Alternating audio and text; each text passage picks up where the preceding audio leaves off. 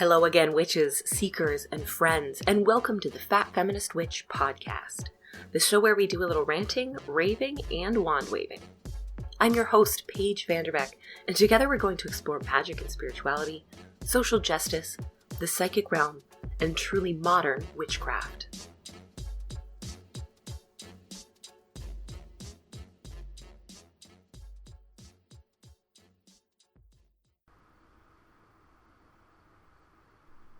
Hello friends, thank you so much for tuning in today. I'm really excited to be back. You know, despite having tons of ideas for episodes for this show, I have been struggling to actually write and record anything. I had all of these great half ideas and I couldn't really see how to put them together and, make them into something kind of real. I just couldn't focus at all. And when you combine that with the insomnia and headaches and scattered thoughts that I've been dealing with lately, you end up with this pretty succinct list of signs that my third eye chakra is out of balance. Then again, you also end up with a list of common symptoms of the evil eye or malocchio, or any number of hexes that could be cast in my direction. So today's episode is an exploration of the eye in magic, be it third or evil, belonging to an Egyptian god or floating atop a glowing pyramid even. I'm going to tell you how to diagnose the presence of evil eye, and ways that you can shake it off, of course, and how to balance the energy of your third eye or your brow chakra. Now, if you listen to the podcast on Spotify, you might notice that there are two versions of this episode. One labeled B-side. And what's fun about the B-sides is that these episodes include music. I've chosen a mix of songs either about eyes or in the key of A major, which resonates with the third eye chakra. And I think this makes the episodes both a little bit more fun and also functional. The B-sides are only available on Spotify because of licensing stuff with Anchor and Spotify, but the regular version can be heard absolutely anywhere, and I will make sure I put the playlist, the names of all the songs that I use, in the description of the episode if you want to listen to them your own way.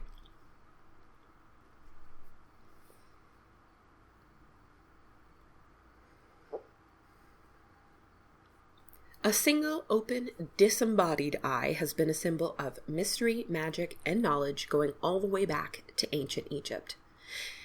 And it's present in most human civilizations all over the world. Carl Jung would call the eye an archetype, a universal symbol that lives in the collective unconscious mind of all humanity. No matter where you go or what language you speak, the symbol of an eye is one that you can expect to see and even understand. The eye represents seeing the truth, possessing the wisdom to understand it, and then using that truth to advance your life or spirit. It also represents having a second sight or clairvoyance, psychic dreams, and being able to see or interact with other planes of existence. Finally, the eye is a symbol of vision, speaking artistically or creatively. It represents ideas and creations and being able to see the big picture, being able to see results far in the future. If that eye happens to belong to a god, however, it serves as a symbol of the watchful and protective nature of the deities that we hold dear. The symbol of the eye is full of power, which is what makes it such a fantastic element of protection, but also of magic.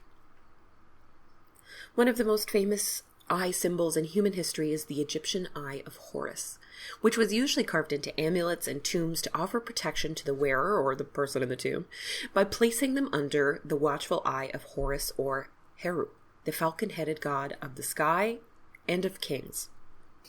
Horus was the son of goddess Isis and her husband Osiris, after Osiris had been murdered and dismembered by the god of chaos, his brother Set.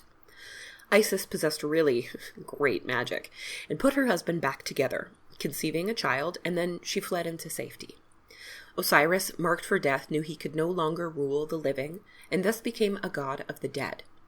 Horus grew into a mighty god of the sky, with his right eye considered to be the sun, and his left the moon, and his movement across the sky is what made them rotate every day and night. Horus's uncle Set, the chaotic god that ruled over Upper Egypt as well as the desert lands, was still vying for the ultimate throne, which was left empty after the death of Osiris, and spent more than 80 years challenging and battling Horus to win that right. Passing on the title of ruler from father to son was sacrosanct in ancient Egypt. It was the way it worked. And so the throne rightfully belonged to Horus, and the power could not be wielded by Set. This annoyed the shit out of the other gods, who tried to intervene more than one time, mostly to make the battle stop, because they were constantly at war. But Set was a really sore loser, and he refused to concede. Horus eventually succeeds and takes the throne, in a story full of semen that is honestly kind of gross. You can look it up if you want. But not before Set cuts out his left eye, cuts it into 6 pieces, and spreads it throughout Egypt. The god Thoth, or Thoth, or Thoth, or depending on how you pronounce that, was tasked with finding and repairing the eye of Horus, just as Isis had found and repaired his father Osiris. And this was believed to be the source of the different phases of the moon. Each piece represented a different phase. The eye, though it had been repaired, had become something totally different. It was full of cracks and disturbances, but it still had the enormous power of the king of all Egypt. Every pharaoh was believed to be a descendant from the line of Horus, and were believed to be as him in their lifetime. When pharaohs would die, they would join with the spirit of Horus's father Osiris and continue to reign as king in the afterlife. So the Eye of Horus symbol is usually a left eye, with markings similar to a peregrine falcon, which is Horus's sacred animal, and it represents his watchful and benevolent eye, but also of unity and healing, no matter what tears you apart, and, feeds you to catfish in the Nile. It's a powerful symbol of divine protection and healing and unifying of the body, mind, and soul. The most common way to employ this symbol is with an amulet that can be worn right on your body, though it can also be hung in your home or your car for your protection, to protect your physical environment, your home, and also yourself. A lot of people, I see so many Eye of Horus tattoos, probably for the exact same reason, to have that protective energy on you at all times. Another popular symbol in the world of the occult that represents the watchful eye of the divine is the Eye of Providence. This is that single eye that's floating inside a pyramid, which you may recognize as being printed on the American dollar bill, and associated with really fun stories of Illuminati and Freemasons by conspiracy theorists and people who, like me, have enjoyed the Da Vinci Code an embarrassing amount of times. It's just so easy to read. The movie was so silly and fun. It's just great. Plus, I love seeing inside the Vatican archives. I know that scene wasn't really in the Vatican archives, but I love the idea of being able to root through all of that amazing shit. Fun fact, the Eye of Providence actually predates the Freemasons, and they didn't start using it until after it became part of the seal of the United States in 1782. Before that, it was a well-known Christian symbol of undetermined origin, really, that represented the all-seeing eye of God. Its place in the Great Seal of the U.S. represented the beliefs of the early Americans that their colonization of the New World was ordained by God. It was all wrapped up in the idea of manifest destiny. Some of the, most classic, iconic conspiracy theories claim that the eye floating inside this unfinished pyramid represents the role of the Freemasons and the Illuminati in building the physical and political foundation of America. But they're not the ones who actually stuck those two symbols together. Pyramids have always been a symbol of connecting humans with divinity and the cosmos. That's literally why, as far as we can tell, the pyramids of Egypt were built, to form a bridge the dead could travel to reach the gods. If the eye represents seeing the truth, the pyramid means that one is seeing the truth of the divine or through divine eyes. This symbol is often used to represent the concept of spiritual or sometimes intellectual enlightenment. Enlightenment means knowledge or understanding, the full comprehension of a situation. In religious or spiritual contexts, it means to have full comprehension of God or the nature of the universe. It's also used to describe a particular period of time in Western or in European history known as the Age of Enlightenment, which coincided with the general rise of, the scientific method as we know it today, and the focus on rational and logical thought. It's also the time when we as humans really began to connect with our physical bodies and with how we use them to interact with the world, and the physical things that both unite and divide all humans from each other. This philosophy made its way through Europe via a lot of sources like writing and art and plays, of course. But one of its favorite places to live was Masonic lodges and even coffee houses, where intellectual or the enlightened crowd, right, would meet and to discuss philosophy. Hipsters are ancient. One of the most famous and I think kind of remarkable ideas during this time came from René Descartes, who said, "I think, therefore I am." I'm sure you've heard that before, which really laid the groundwork for modern magic and the occult and witchcraft, and the idea that our thoughts and what we focus our energy on shapes the world around us and shapes who we are as people. The Age of Enlightenment, this philosophy, it gave us some agency in the grand scheme of everything, instead of saying, well, that happened because of God, or that happened to me because of God. I have this because of God. Instead, you might have this because of something you did. You might have this because this is how the universe works. It's a thinking man's philosophy. The word itself, enlightenment, is a sort of translation for a Hindu word bodhi, which was used to describe the intellect and the wisdom of the Buddha, which, of course, the Buddha attained over time with study and dedication and meditation, though we don't know exactly what it is that led to his enlightenment specifically. So this is where we get the idea of waking up intellectually and spiritually, and suddenly being able to see the truth of the universe.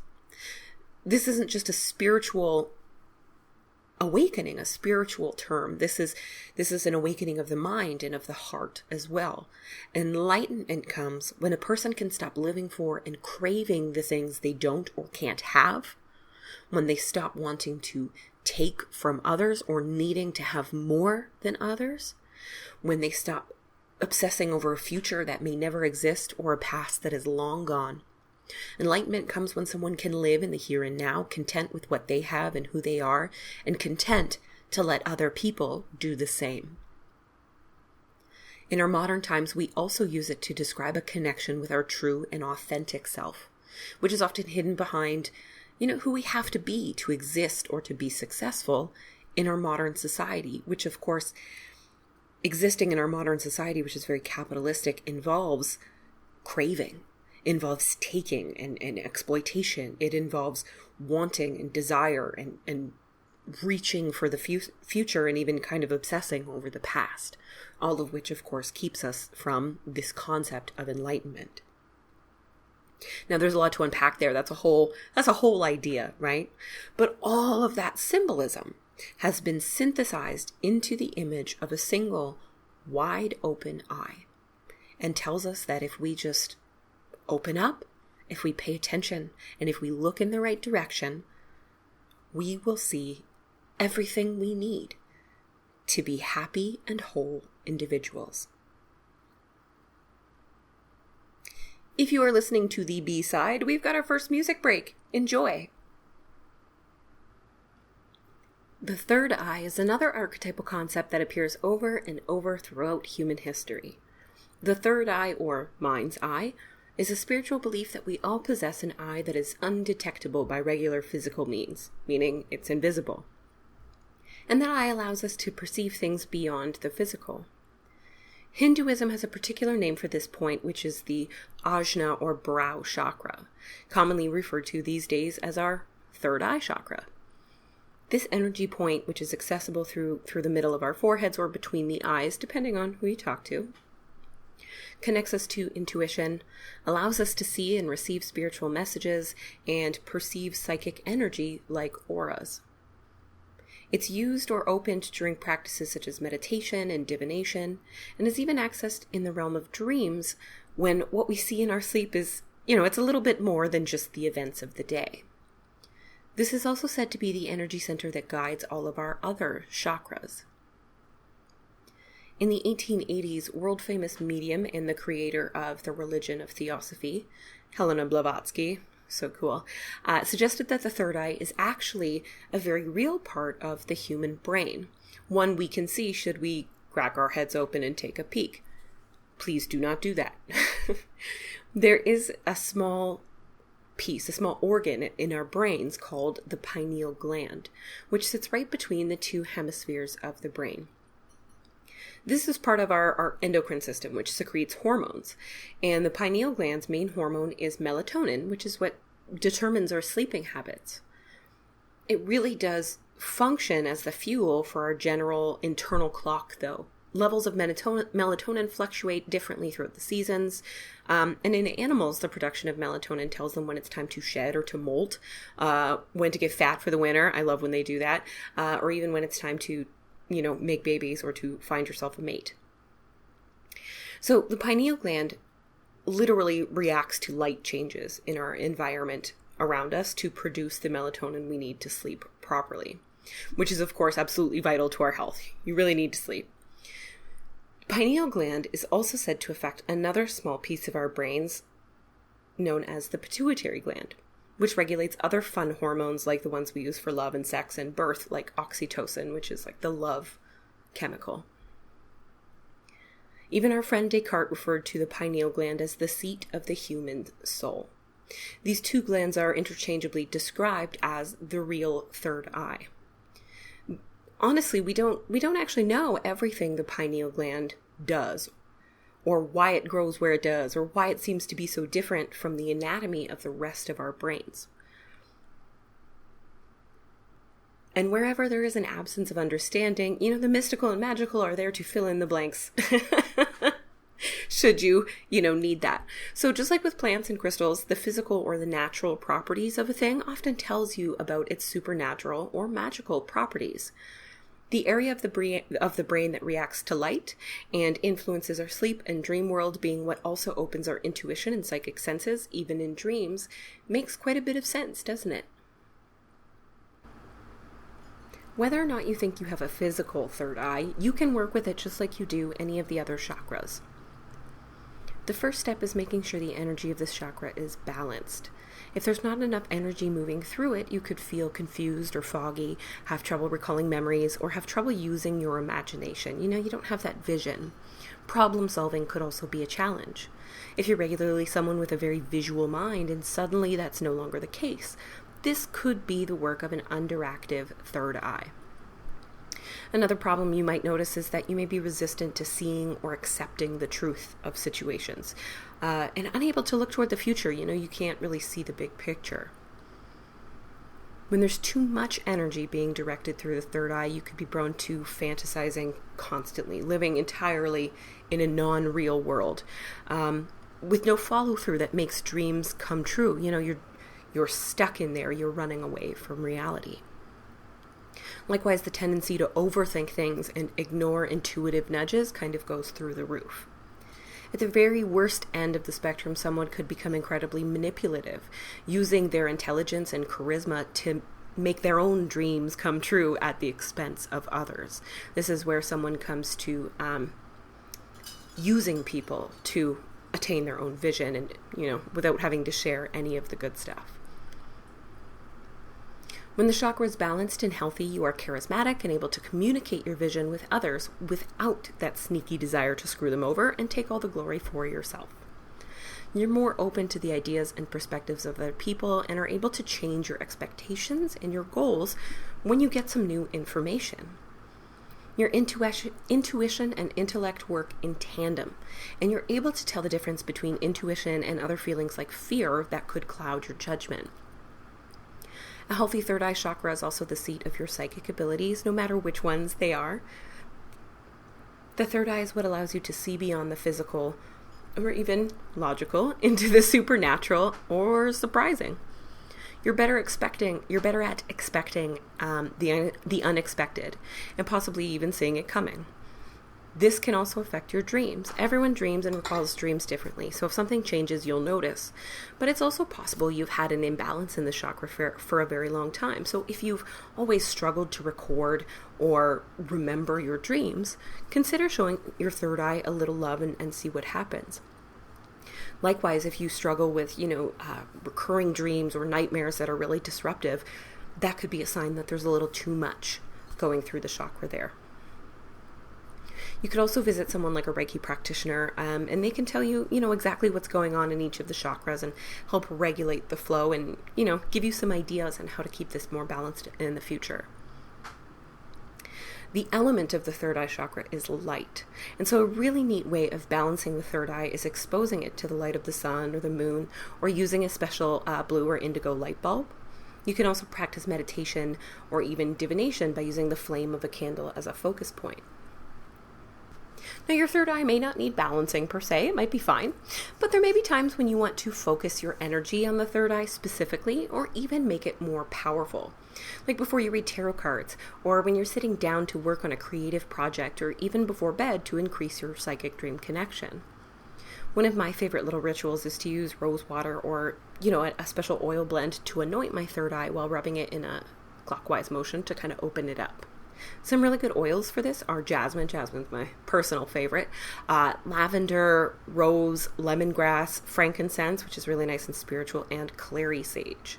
Other oils that are very clarifying, like peppermint and eucalyptus, are also great if you feel like you really need to open that eye up or maybe clear anything that might be blocking the way. If your third eye feels overactive, patchouli oil can help ground it in reality without blunting those psychic or magical impulses.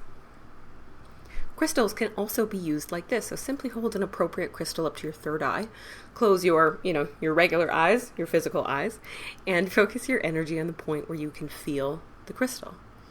I have a small skull-shaped amethyst crystal that I like to use like this before divination or before bed. Skulls in magic are a symbol of the mind and also communication. So it's a crystal that I use for sending and receiving spiritual messages.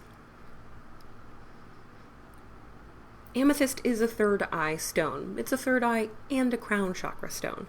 Normally, the crystals you find for the third eye, though, are indigo. The color associated with the third eye is indigo blue, which is a really deep blue that is nearly purple. It's like a dark blue that has a little bit of purple in it. If you're old like me and watched Rainbow Bright, there was actually an indigo color kid, and she was my absolute favorite.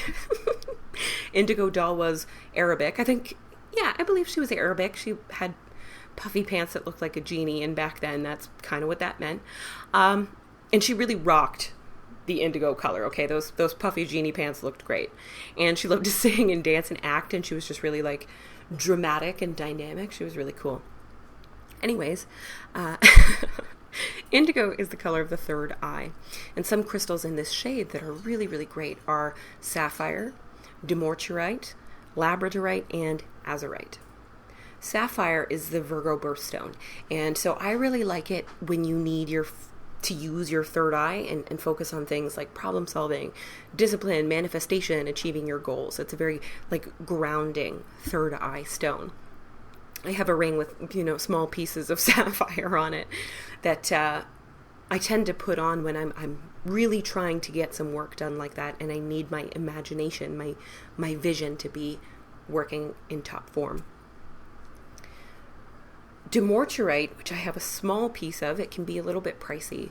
Then again, so can sapphire, is on the more psychic end of the spectrum, and it amplifies spiritual abilities and intuition. It helps you understand divinatory symbols better, so it's really great for people that are trying to make a living with their psychic or spiritual skills. So if you are trying to learn astrology or tarot reading or whatever for professional purposes, it can help you learn that. It can also help you be a little bit better at running your business once it's actually up and running. It's a good stone for accessing the soul and the Akashic records and your, the past and future in that context. So it can help you release past life baggage and break patterns and habits that keep you from moving forward. Any meditation at all acts as a soothing and strengthening exercise for the third eye. But you can also focus on that point specifically by visualizing the color indigo or holding one of the aforementioned crystals in your hands. Music and sound can be used to balance and activate your third eye as well, as they can for all chakras. Singing bowls, bells, and tuning forks that are all calibrated to the musical note A can all get your chakra to buzz at the right frequency. You can also listen to songs in the key of A major, which I talked about in a previous podcast episode called Musicology.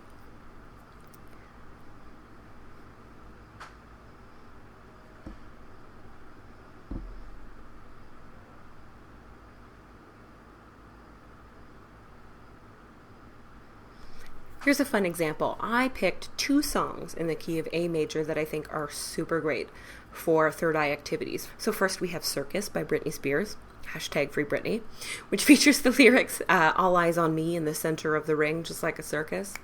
Yeah, jam out to it. It's a very empowering, self-confidence type song. So this is for when you need to tap into that imaginative vision and your intuition and intellect. You need them to be working together to create something or to make something happen. That's where Circus by Britney Spears comes in. Then there's Fade Into You by Mazzy Star, which is it definitely has a much dreamier vibe. But the whole song talks of seeing the truth and feeling truly understood by another person, so much so that you feel, you're in each other's heads. This is a really great song for nighttime witchy shit of all kinds. So this is on my full moon playlist, tarot reading, dreamy songs, all those playlists.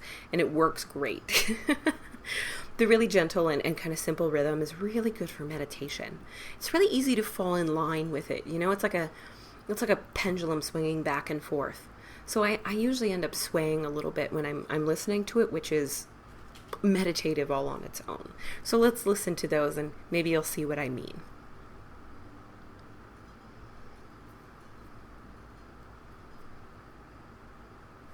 Though the third eye serves as a touch point for all psychic abilities, the power of clairvoyance or clear seeing is especially concentrated here. Though this word is used to describe psychic ability in general, clairvoyance is just kind of a colloquial term for psychics. It is specifically the ability to receive psychic information through sight or images. It's different for everyone. So for some people, it's really vivid psychic dreams full of symbols that they have to interpret. Some have full-on visions, even while they're awake. Others can see certain symbols and signs that stand out more to convey messages. Other people can see things like auras all the time, spiritual energy. They can really see it with their eyes. Someone who's clairvoyant and able to talk to the dead is more likely to see the dead versus just hearing a disembodied voice. Some people may see psychic images with their physical eyes, like people who can just see auras around people. Or it may take place entirely in the mind, where the third eye resides. Ancient Egyptians weren't the only culture who used a symbol of an eye for protection. Nearby Turkey and Greece had their own symbol of the watchful eye of the divine. The Nazar in Turkey and the Mati in Greece is a cobalt blue eye, usually made of glass, that is said to repel the energy of the evil eye. Glass art like this has been practiced for like 3,000 years in the Mediterranean, and this charm in particular has become a really big part of modern popular culture in the whole area. Tourists actually flock to bazaars and markets in Turkey and in Greece just to buy the charms. And who can blame them? They're so beautiful. The cobalt blue colors is so close to the color of the third eye that I know for a lot of witches, they've come to use this symbol specifically as a charm for spiritual or psychic protection. It's very third eye-esque. For me, I've been collecting the blue glass specifically. I love blue glass for my altar and for my witchy purposes since I started practicing as a kid. So I have cups, chalices, plates, bowls, old jars and bottles and candle holders, all that kind of stuff. So I also have a few of these charms hanging around my altar as well, because that blue glass to me is just so magical. It's just witchy as hell. It's witchy. So, while that symbol, the Nazar symbol, is definitely one of protection, it's very much tied to psychic work and witchcraft for me. The charm itself is often called the evil eye. That's what most people know it as, but that's actually what it protects against. The evil eye is a type of spell that exists all over the world, not just the Mediterranean. I'm actually reading American Brujeria right now with my Patreon group, and there's a whole chapter dedicated to the evil eye and clearing it out with, cleansing, like egg cleansings and really cool stuff like that. The author also talks about rue being the best herb for protection against and getting rid of the evil eye, which is also pretty true in Italian folk magic. Really fun. So the evil eye, or malocchio as it's called in Italian, is a spell cast out of jealousy or envy, often totally unintentionally. Envy has always been associated with the eyes. After all, it's what we use to, covet things. And also envy is often tied with a very vain or kind of shallow perception of beauty, which is just negative. It's that idea of enlightenment. You can see what other people have without needing to take it from them or needing it for yourself because you have enough. So it's believed that if someone is jealous of you or something you have, that emotional energy can, transfer to you, can attack you via a glance and make you sick.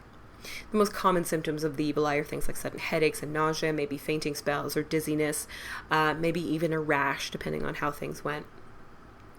It can also cause kind of general bad luck. Like if someone is incredibly jealous of your car, you'll end up with car trouble. Or if they're jealous of your hair, your next visit to the salon might be some kind of disaster or, whatever. Since it's often unintentional, Italians live in fear not only of being afflicted, but also of casting the curse. And it's really common in Italian culture not to compliment anyone. And if you do, to, say a little blessing after. Even go so far as to, come up with pet names, lovingly call babies ugly and stuff like that, so they don't unintentionally cast the curse. And I'm just going to use it as an excuse. I'm going to blame all of my inability to take a compliment on that forever. I swear to God, that's it now. Italians also have their own amulets for protection. One is a horn that's usually red, so it looks like a chili pepper, and this is called a corno. Symbols of strength and virility are really powerful in Italy, as are like rude or kind of sexual symbols and gestures. So the horn is a really phallic symbol of like virility and strength. And it often has a little gold crown on top, which just gives it even more power and authority, right? And there are a few different versions, and my favorite version of the corno is called a gobbo, and it's because it features a small hunchback character in a tuxedo and a top hat holding a horseshoe. And the bottom half of him is actually the red horn. So he's so wonderful.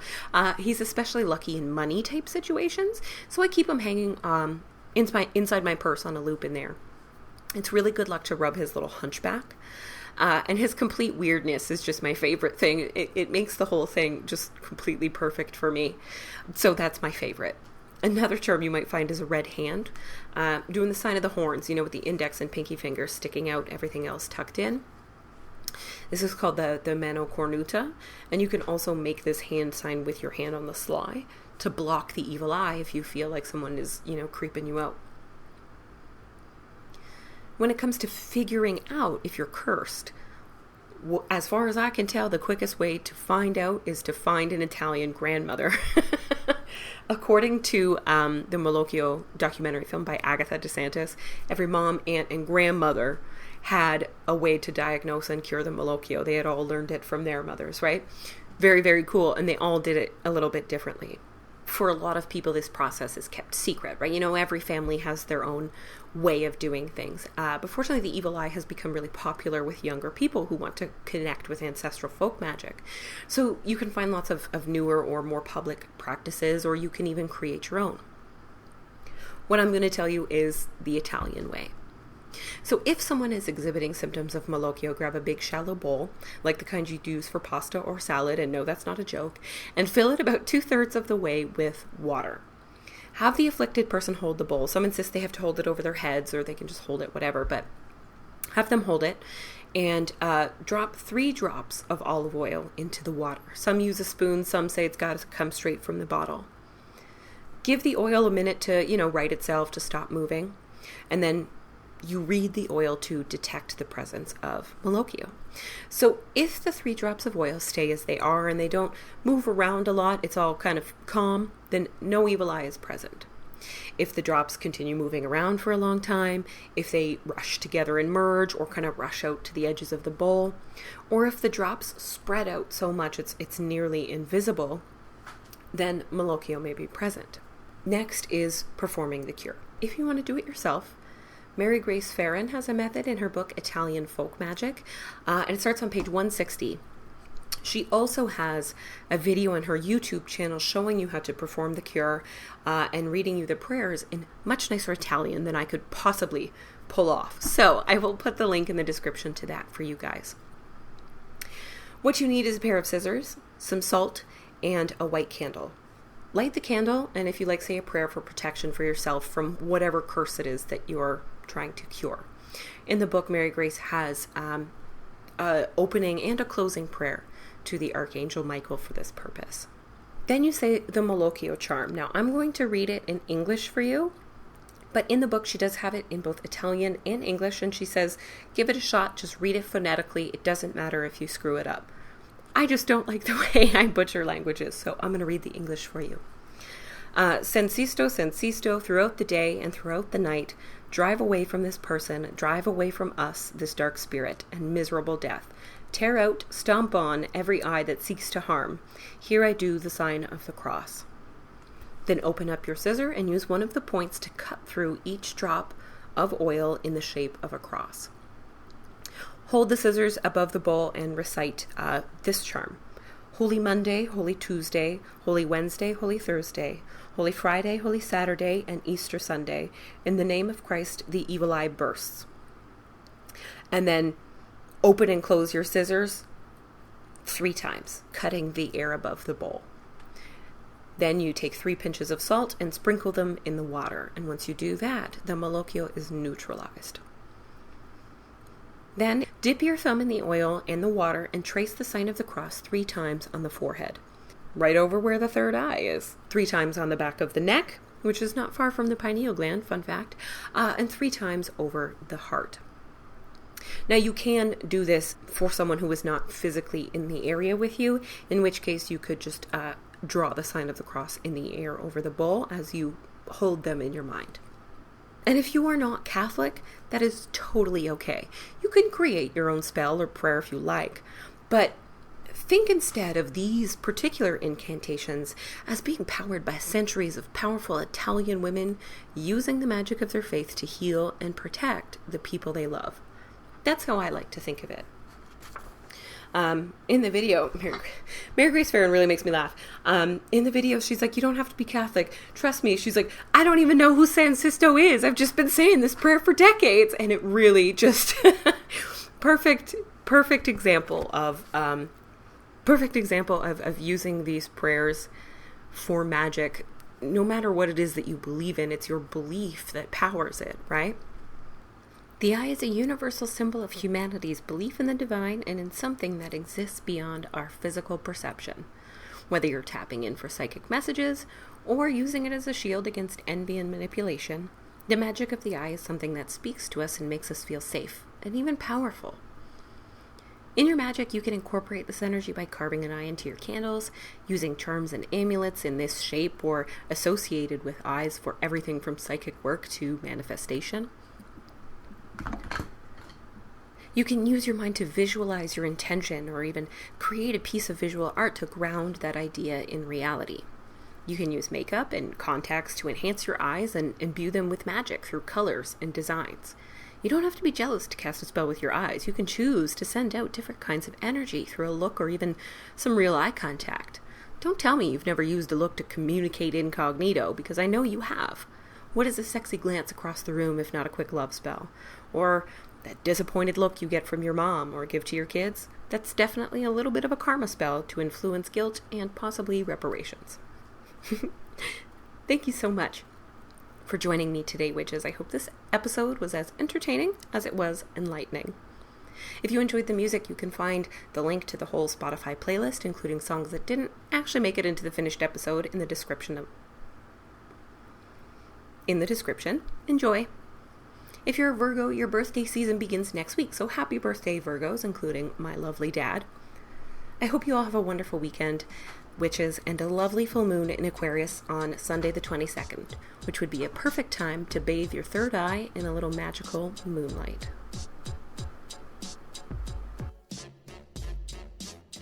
To learn more about me or the Fat Feminist Witch podcast, check out my website at thefatfeministwitch.com or find me on Twitter, Instagram, or Facebook.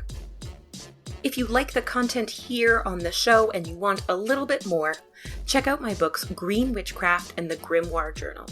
Both books are written for witches of all skill levels to help you begin a relationship with the planet, deepen the one you already have, and craft a very personal magical practice. If you want to support the show, you can make a donation by going to my website and clicking the button that says Buy Me a Coffee, or you can join my private monthly membership group at patreon.com/thefatfeministwitch. For years, you wonderful, die-hard listeners of the Fat Feminist Witch have been asking me where you can get t-shirts, bags, and other swag to represent your love of the Fat Feminist Witch.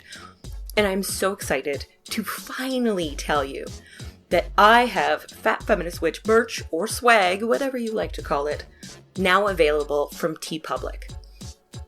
You can get t-shirts that feature the podcast logo, great phrases like ranting, raving, and wand waving, and even little jokes about your extensive witchy book collection. I've got tote bags, t-shirts, custom notebooks, and all sorts of designs I'm adding to and updating all the time. So check out the link in the description for my new TeePublic store where you can get Fat Feminist Witch podcast swag. When you get it, please take a picture and tag me anywhere on social media. I can't wait to see how great you guys look in it.